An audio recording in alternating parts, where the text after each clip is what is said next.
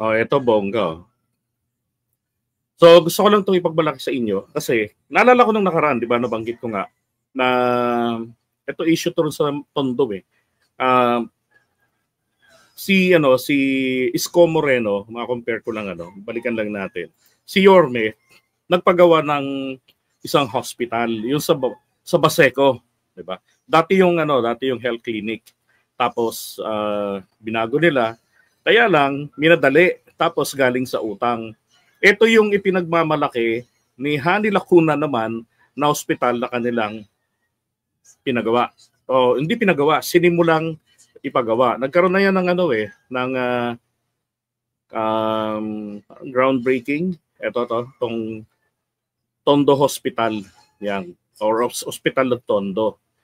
Ang source ng income nito, kung yung kay Isko ay galing ho sa inutang na kabilang ro sa binabayaran pa ng LGU ng Manila ngayon na 16.8 billion pa yung binabayaran.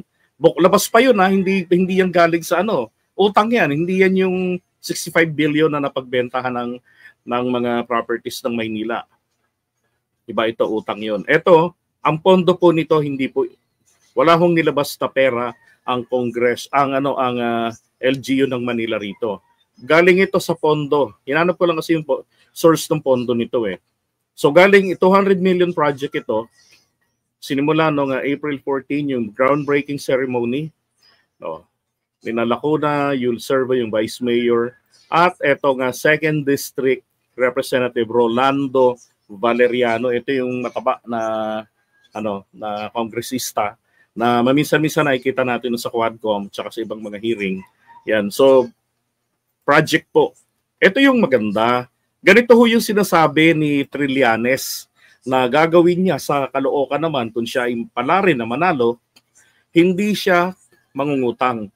Hindi niya gagalawin ang pondo ng Caloocan na gagamitin sa mga infra patayo. Kasi marami ng mga infrastructure.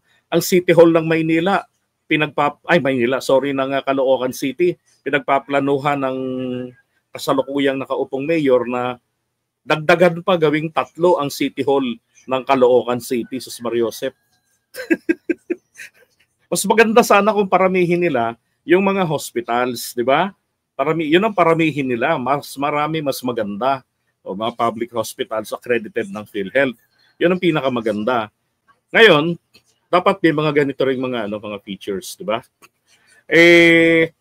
Yung etong sa Manila, ganito yung balak ni Trillanes para sa Caloocan. Sabi nga niya nung nandun ako sa proclamation niya noon, plano niya gamitin niya yung kanyang influensya, yung mga kaibigan niya, lalapitan niya sa mga senador na pondohan niyo naman yung proyekto namin doon, yung plano namin sa Caloocan. Yung ganon. Pwede ho yun. Posible yan. Kesa naman sa maglabi ng kalokohan, katulad ng mga paglalabi noon ng ibang mga tao na aprubahan na yung POGO, yung mga ganon. Any interest, o kaya negosyo na pabor sa ganitong korporasyon, merong malapit sa mga politiko na maglalabi, yung ganong sistema, ang kay Trillanes noon, ganito ang manggagawin nila. Diba maganda?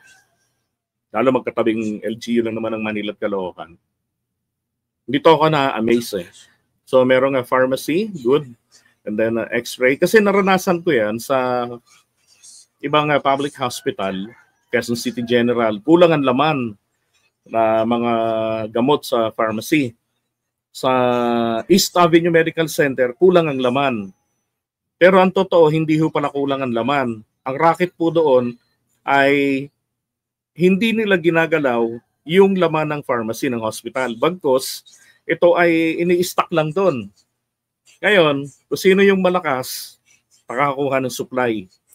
Or sabi nila, for talagang severe case na, yung emergency super duper, doon daw kinukuha yung mga supplies, whatever. Ang racket kasi doon ng mga doktor, magre-reseta, nandun sa reseta yung pangalan ng butika sa labas ng hospital na bibilhan mo. Tapos they get commissions. So ganun ang racket sa mga public hospitals. Now, mainam na yung ground floor nito ay merong pharmacy, x-ray, okay, para doon sa mga cases na hindi na kailangan i-elevator pa yung tao, di ba? Yung mga na aksidente, yeah, and then emergency room, good job, and then clinic for dental, ophthalmology, OB-GYN, and pediatrics. Second floor, 2 operating rooms, okay, post-anesthesia care unit, and storage room, third floor supply, okay. So yan, di ba maganda? And then roof deck, multipurpose area. Oh, ito yung dapat pwedeng parang recreation area, magpapahangin yung mga doktor, di ba? Na na-stress kapag ka nag-opera o may pinag-aaralan sila. Maganda yung plano nila. Maliit lang ho kasi itong Tondo Hospital eh. Nakita ko na to eh. Na dadaanan yan.